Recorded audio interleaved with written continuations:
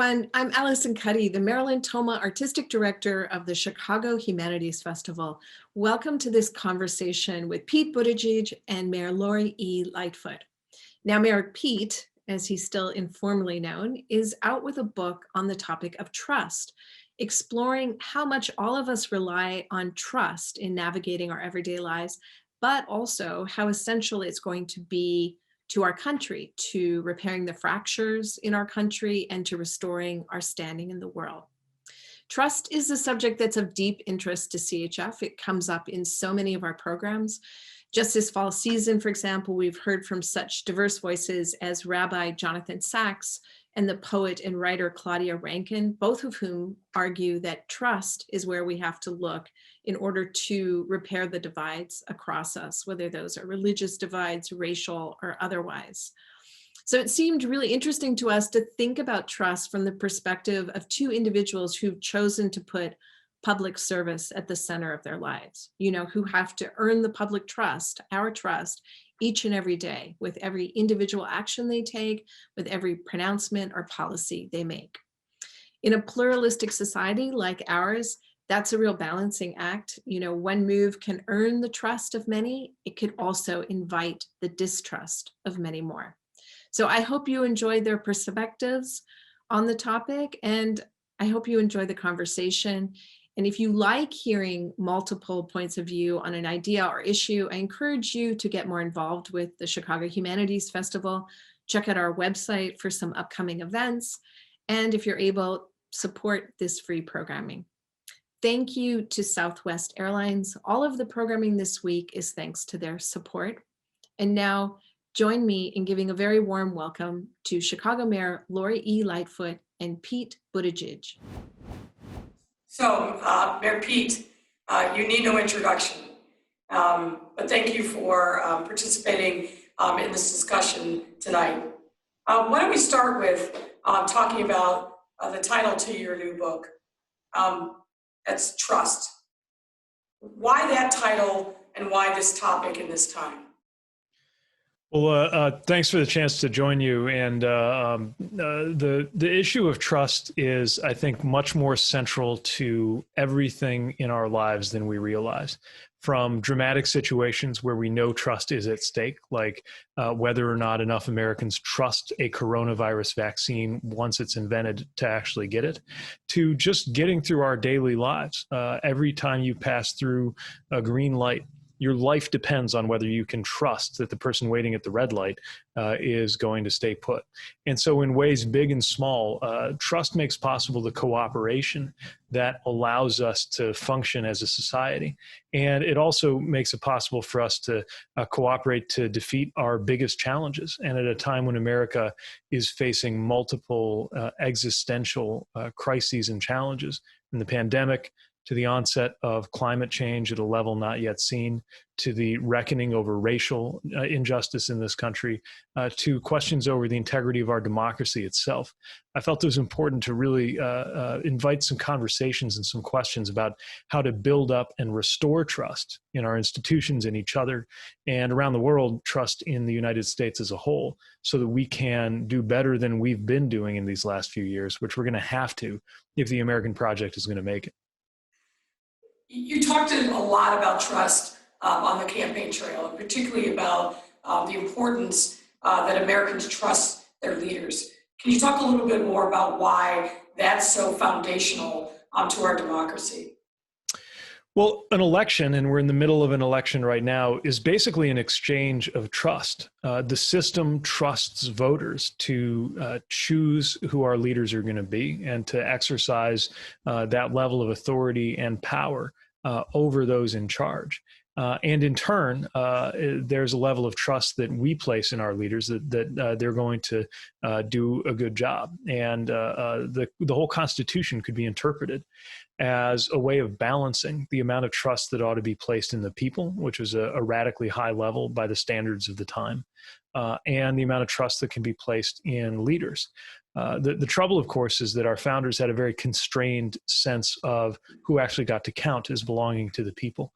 And yet every time we've expanded as a country that circle of citizenship and belonging, our country has become stronger and our institutions have become more trustworthy. Yet in the last 50 years, we've seen trust in our institutions, and especially political trust, take a beating. You look at, especially through the era of Vietnam and Watergate, seeing policy failures, official dishonesty, the levels of trust that were recorded in surveys in the 60s, it was something like 3/4 of Americans trusted the government in Washington to do the right thing most of the time. Now those numbers are in the teens. Although interestingly, and I know you've experienced this as a mayor confronting some of the toughest challenges that can happen in a community, there's generally more trust for mayors, for local officials, than there is in national politics. And that's one, I think, of many places we can look to as we're figuring out how to build up and shore up trust that's in such a dangerous decline. I'm smiling only because the phrase proximity breeds contempt came to mind, but I think it really is true because, as you well know, mayors are on the front lines. There's no can to kick down the road. Our residents and our constituents expect us to be responsive immediately and to really reflect their lived experience in everything that we do, from policymaking to public safety to making sure that we're shoring up our safety net. We've got to be there when no one else is. And that trust is important. I want to pick up on a couple of things that you said. First of all, I love what you said, which is an election is an exchange of trust. I've never heard it framed that way, but it really is so true. So let's talk about that a little bit, since we are in the election season. And given the cross currents that have been blowing, really, as you, I think, correctly stated, for quite a long time, where we've seen this continual march towards the erosion of trust in public figures, elected officials being chief among them. How do we, as leaders, inspire people to actually go out and vote, to inspire them to trust that elections do matter, and that they still have power in a world of global pandemic, civic uprising, where so many people feel like they've lost their power? I think it's really fraught to ask people to place trust in a system that has not always met their demands in good faith. And yet the most powerful tool that the system places in our hands is the vote. So the paradox is, if we want to make our democracy more responsive, more democratic, we want to fix what is broken, we first got to use the tools that system, even if it's proving itself to be rickety at the moment, the tools that system offers. And one of the examples I wrote about in the book was reflecting on the last day of my presidential campaign. And the last thing I did before coming home on that day, after I came to realize that my campaign was coming to an end, was to participate in the commemoration of the march across the Edmund Pettus Bridge in Selma. We knew that John Lewis was ill and might not be able to make it that time, but he actually appeared. And he stepped out of a car and his voice was booming, even though he was very ill at the time, saying that we had to use the vote as a nonviolent instrument or tool to redeem the soul of the nation. And I remember wondering how it was that he and those who had marched with him some 55 years earlier were able to summon the level of trust in the capability of the system to change, knowing that the system was violently oppressing them. They had no illusions about the good faith of the deputies and the state troopers waiting on the other side of that bridge. But they had a level of trust in each other, a level of trust in their cause, and I think ultimately a level of belief that when it was confronted with a demand, the system could actually change and improve, that they took those steps that helped deliver an expansion of voting rights that was so important in its time, and yet, as we know, is part of a journey that's not yet complete today. Well, I was going to say, in our, I think, perpetual march towards that more perfect union, John Lewis, I think, exemplified a continual trust, not only then, but now in America, that still isn't imperfect, still doesn't recognize all of us with the same weight and favor as some others, and yet to his dying day believed in the fruits of our democracy, and that we could still bend the arc of history towards justice. So that must have been a powerful moment there in Selma.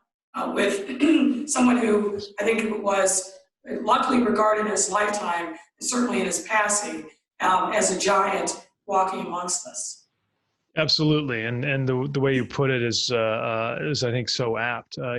He had this sense of what was possible and this faith in the possibilities of the American project. I think precisely because he also knew what he and those who marched with him had been up against. I've one of the great things about running for president is you meet so many extraordinary figures, and I've met many who I found to be impressive or remarkable in many ways, but it's rare to meet somebody you feel is just on another level of existence, and he was absolutely one of them. It's been said that, and I think it's right, he was a saint kind of walking amongst us. Let me shift gears. Let me shift gears a little bit and kind of talk about the moment that we're in.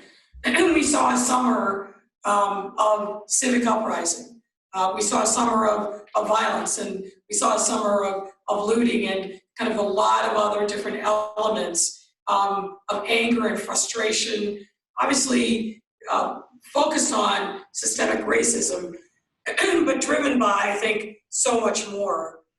Talk to me a little bit about the notion of trust in what we're seeing in the streets, what we're seeing articulated by our young people really across the country, but not just the young, a whole generational expression of impatience with the status quo.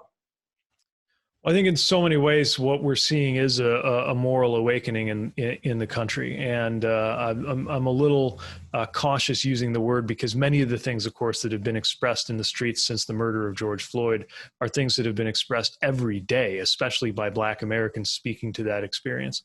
And yet there was something about this moment, this season, that really compelled all of America to stop and take notice. And I do think trust is one of the things that's at stake here. Systemic racism is America's deepest well of distrust. I should say it's not only because systemic racism means that Black Americans haven't been able to place the same trust in institutions that other Americans, especially white Americans, have, not being able to trust their safety sometimes when approached by a police officer, not being able to trust in the medical system at a time where right now trust in medicine is so important. But as you look back to the Tuskegee experiment or so many other things in American history and present day, maternal mortality, right? We know where that trust has been sacrificed or broken down.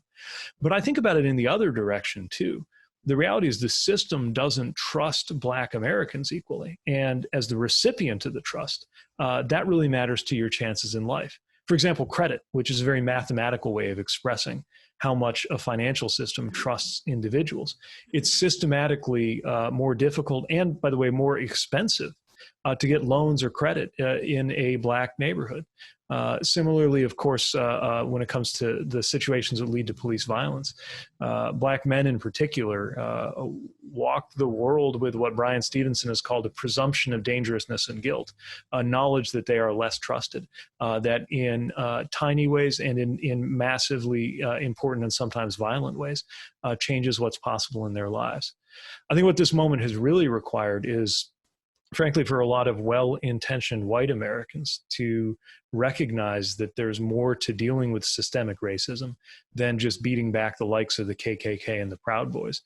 They might be having a moment, and of course that's got to be beaten down and beaten out. That white supremacy, that venom really has to be taken out of our politics. But it's not just that. It's systemic means all through the system. And I think what's so important now is for there to be an understanding of just how much needs to change in institutions dominated by white Americans, many of whom consciously hate the idea of racism, but are still in many ways replicating or benefiting from racist structures that need to be dismantled, and quickly, if the American project is going to be trustworthy enough to survive in the long term. Well, you raise I think, a really important point, which is the Proud Boys and some of the other groups are kind of the Bull Connors of our era. Right. And it's easy to identify them. It's easy to well, let's put it this way, it should be easy to isolate them and condemn them. But your point about systemic is exactly right, which is, I think, the challenge that we all have, and I don't think it's just white America, I think it's all of us in positions of power, have to ask ourselves, what are we doing to perpetuate systems that are set up to have winners and losers, and the losers always being people of color. And I will also say women. We've opened up the door of opportunity for many over the last 20 to 30 years in particular, but those doors have been opened to let us in the institutions that have been made by white men, straight white men, for straight white men. And what we haven't done a good enough job of is making sure that those institutions are conformed in a way that is truly welcoming and giving real opportunity to people who don't fit the kind of 1950s version of Mad Men. And I know that from my own experience working in a large corporate law firm for a number of years, but also these are the kind of questions that we're also asking ourselves at the city government level. And those are the kind of questions that we need to push everyone in a position of power in any institution to ask. Are there systems, benign or not, in your company, in your institution that that prevent diversity and inclusion from really happening? And what more can be done, not just to say it, but to do it and to live it every single day? And again, talk about the essence of trust. I think that's what a lot of what the conversation has to be about in this time. You know, we're talking a lot in my city about what do we do to continue to build opportunities for wealth building in communities of color, where those sparks haven't been. And you brought up how difficult it is for people of color to get access to capital, to get a loan, to get a line of credit. The kind of things that are absolutely essential to take that next step have been denied to us for way too long. And so those are some of the questions I think we've got to challenge ourselves on and think and dig down deeper on how we can do better. Let me go back to something that you raised earlier. I would imagine your memories of the campaign trail and the places that you were opened up to you because you were a candidate, because you were curious, because let's face it, your campaign really caught fire. Your memories of that time have to be remarkable. And talk to us a little bit about the kind of things that you saw along the way that exhibited the kind of trust that we're talking about, but at the kind of hyper-local level. Yeah, the amazing thing about running for president is that just about every time somebody comes up to you to say something, other than pleasantries, what they have to say is they want to tell you about the most important thing in their life that is touched by politics in some way. And you'd have these incredible moments of deep honesty and vulnerability with people you've just met. A high school student who was sharing how our campaign had helped her find a sense of belonging. And I thought she was going to talk about an LGBTQ experience, but she actually had autism and found that the kind of spirit of the campaign spoke to her and that she could be more herself. Another, in fact, it was usually students, sometimes not yet old enough to vote, who made the most powerful impressions. A high school student who, in a very white and pretty homogenous part of Iowa, and a very conservative part of Iowa, wanted to ask about family separation and said she'd had it on her mind a lot because her own family had been separated by a divorce, and had the moral imagination to see in a radically different experience of maybe a 8-year-old Guatemalan boy at the border, the pain that she was processing in her family. Then you'd see people who were, sometimes twice my age, who never thought they'd see a gay presidential candidate. And sometimes people who would travel further than they had to out of their way. Chasten was at an event where a couple said they'd driven something like 8 hours to be there because they feared that being seen at one of our events in their community would out them. And even today, that was something that would harm them in their lives. So the vulnerability, but also the kind of empowerment that came with the campaign was an extraordinary thing, and every bit as arresting and gripping as the experience of finding yourself speaking to thousands of people at a time, which is of course also part of the presidential campaign experience. And even now I'm processing through those memories, because the challenge is you're when you're in the middle of it, even the most the kind of interaction that you would remember and dwell on in your mind for months might be just the first of many you would have in that day, as you're being whisked around from location to location and state to state. And so I'm giving a lot of thought even now. So people really trusting you with their story, with their pain, with their aspirations, and their sorrow, I would imagine, as well. All the time. And yet in that a lot of hope too. I mean, you don't show up at a campaign event unless you have some, I often believe there's an act of hope just to turn up, because you're only doing it if you think it counts towards something that's going to make your life better. And in many ways, I think voting is also an expression of hope more than we acknowledge.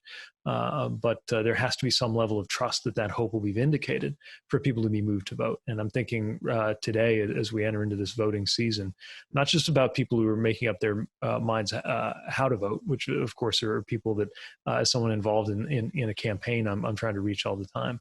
But people are deciding whether to vote and making sure they feel that sense of empowerment and hope to move forward. So, thinking about hope, what gives you hope right now?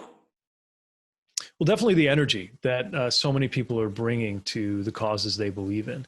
And again, often it's coming from people who are barely old enough to vote or not even old enough to vote. You think about how the March for Our Lives has changed the conversation about gun violence in America. You think about how climate is being treated with a new urgency.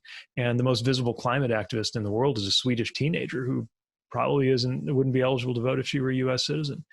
You think about the power that has been reflected by people taking to the streets, certainly in the movement for Black Lives, and again the multiracial coalition that's been built. I think that's a source of enormous hope and encouragement about what's possible, so long as we don't miss the chance for that to be converted into actual change, which is what elections are all about.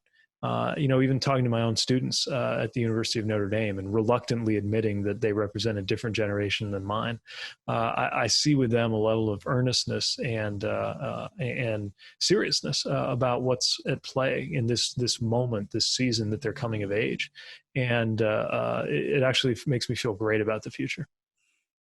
So as we're talking, an interesting drama is playing out in Washington, D.C., and that, of course, are the confirmation hearings for a potential new Supreme Court justice. A sign of concern for some, but a sign of hope for others.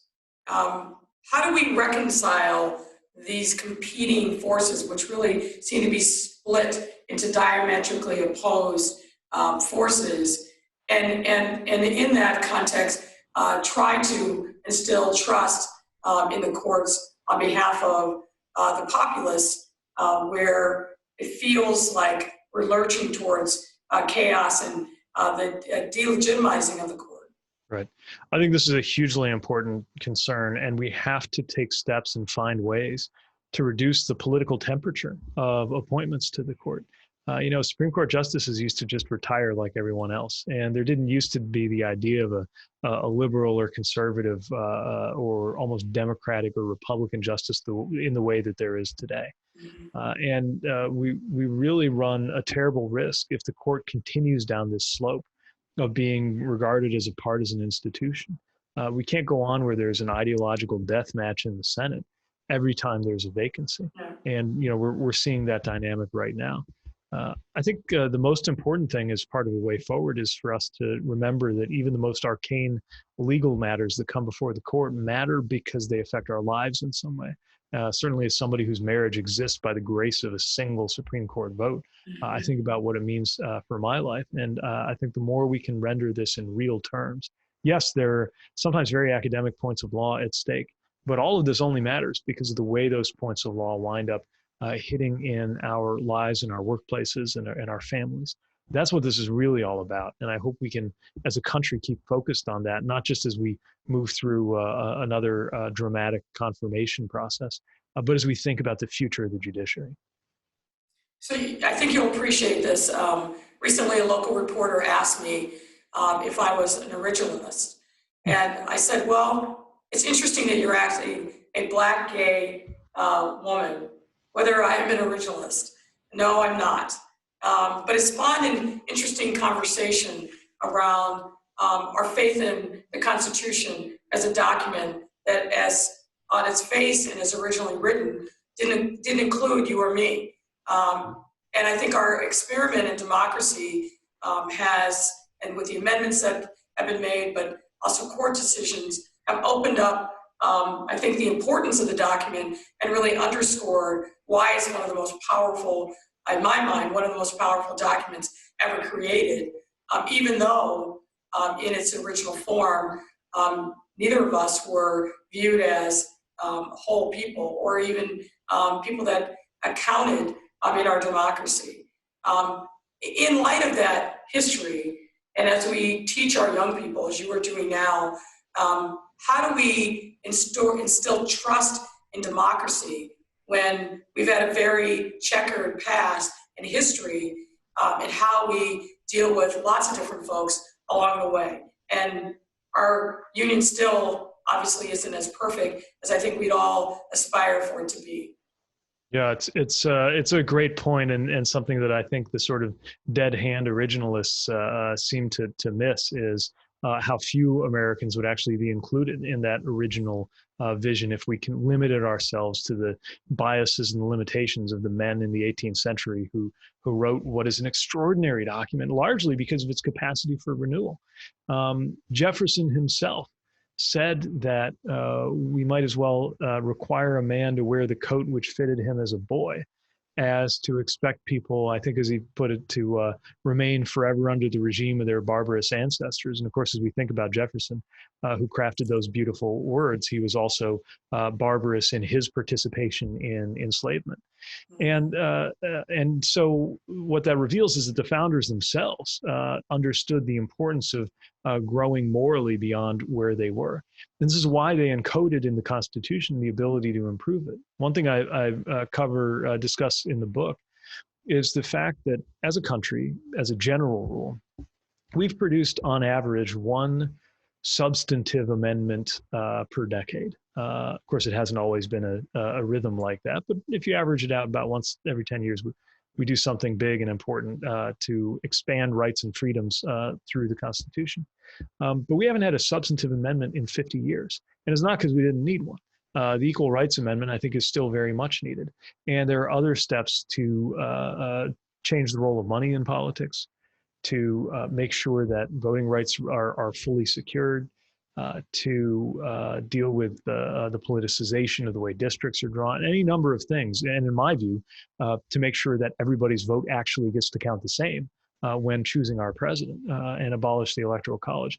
These are things I think we should debate as a country. Somehow we lost the muscle memory to do what we were doing as recently as the 70s, when the amendment that lowered the voting age to 18, for example, was passed. And now's the time for us to consider that the way to have true fidelity to the Constitution and its power is not to have it pickled and immune to any kind of improvement, but to use the tools the founders gave us to very carefully, very deliberately, but very energetically improve it so that it meets the times. That plus interpretation that uses common sense to breathe life into these words. That are written in a living language and interpreted by living people. That's what I think it's going to take for us to use the powerful tools the founders gave us to make this union more perfect. So that's a nice segue to my next question, which is one of the tools that the founders did give us is the public square and the right of assembly and speech, which is being challenged, I think, on a daily basis. How do we restore, I think, that powerful tool that distinguishes us from really almost every other country on the globe, which is that we have a long history of supporting the peaceful right to assemble and speech. Yeah, it's so important, and it turns out that the right to assemble needs to be protected not only by the letter of the Constitution, but by those in charge, those in power. That's why it was so dangerous to have a president use force on peaceful protesters in Washington to arrange for a photo op. There's a lot at stake in decisions like that, and our ability to come together and to come together even when we're apart in order to have vigorous debates. It depends on our ability to stand on a common field of fact. And that's a huge problem for us right now, too. And it's a problem inseparable from that of trust. As media have proliferated, we started to see more and more ideological media, but also other media sources trying to do the right thing, creating a kind of 50-50 both sidism when actually both sides are not equally legitimate. And so we need real transparency, I think, about what kind of debates we're covering, and also be careful about efforts to be fair that suggest that there are only two sides to what's often a much more complex story. Social media companies need to take much more responsibility for the controversy that drives, in some cases, stupendous profitability for them. But in the end, we can't just leave it to media, the press, journalists, social media companies. It's on us too, as citizens, to become more sophisticated consumers of information, to be harder targets for misinformation, and to really think and stop and consider what we are rewarding and what we are punishing when we make a decision to click here and not there, to like this and not that with our thumbs on our smartphones. So let's unpack that a little bit, because I think you made a lot of interesting points. You mentioned this term, which I think again was great, the common field of fact. You know, one of the things that I think is most challenging in this time is that we are just bombarded with supposed information. And how do we become more sophisticated consumers of information? How do we separate, you know, as the Bible says, the wheat from the chaff? How do we know that this is actually a trusted source as opposed to the one that fits with my worldview? How do we challenge ourselves to really open up our eyes and our ears and our heart to hear a lot of different viewpoints as we form our own? Well, I think the most important thing is to create overlapping circles of belonging where we meet people on human terms before we start getting into our political disagreements. If I'm going to talk politics with a stranger and the only thing I know about them is that they're on the other side politically, then that winds up framing my entire ability to interact with them. But if the first thing I know about them is that they go to my church and I see them at coffee after every day, or we're in the same soccer league, or we belong to the same military unit, then we have a whole different basis for knowing each other before we get into the things that divide us. One thing that I'm worried about is that more and more of our circles of belonging are concentric. In other words, you can sometimes predict based on what neighborhood somebody lives in, what their politics are going to be. You can predict based on their politics what their religious views might be, and so on. And it's very important that we take these circles of belonging and, as much as possible, have them be overlapping instead of concentric. To have, you know, I may not be in your faith community, but we're in the same neighborhood. We may not be from the same neighborhood, but we both are fans of the same sports team. Whatever it is that can give us those overlapping patterns of belonging that break up these blocks and invite us to take each other seriously when we're challenging one another's political views or beliefs. So you brought up social media, which is both the blessing and the curse, I think. And I worry a lot about my 12-year-old growing up in a world where what she sees is the way to win, quote unquote, is to scream the loudest. And social media seems to amplify those tendencies on the part of folks who want to use that platform to propagate whatever ideas that they have. And I don't want to go after the people that are on social media, although I could talk a lot about that. But let's talk for a second about what is the responsibility of the various social media platforms, given the power that they give to some stranger that hides behind an anonymous moniker and then propagates, in many instances, things that aren't true, things that are hateful or harmful to the public debate. Well, I think in the end, social media companies can't have it both ways. When it comes to regulation, they often say, hey, we're just the pipes or we're just the wall that people are sticking their bulletins on. We can't be expected to take responsibility for the content. We're not a publisher. And on the other hand, they look for the protections of publishers under the doctrine of free speech. And most importantly, they're content to make money in a way that's not neutral to what's going through their pipes. In other words, the more controversial something is, often the more clicks it gets, the more the algorithm likes it, and the more revenue it could wind up generating by capturing your attention and bringing you to those ads that they sell, which is their ultimate means of earning revenue. One of the things that I learned researching the book was a case study of Russian misinformation that had nothing to do with the election. It was about vaccines. There was a 3-year period where Russian trolls put out a lot on the subject of vaccines in order to get people's attention and in order to stir up doubt. And the really interesting thing was that the same Russian accounts were pushing both anti-vaccine misinformation and pro-vaccine information at the same time. In other words, their goal wasn't just to advance a certain point of view, it was controversy and doubt itself, in the knowledge that that would undermine our social strength as a country. And the problem is, many of the media companies, at least their algorithms, are all too happy to play that up. So there has to be more responsibility on the part of these firms. But again, it's also up to us. I imagine that if I was walking down the street in the 17th century and you handed me a pamphlet that had been made on a printing press, I'd be pretty impressed because I wouldn't have seen much that had been printed. And I thought anybody with access to a printing press probably knows a thing or two, and I would have paid attention. Over time, we got smarter about that, and eventually the saying, don't believe everything you read, became pretty standard.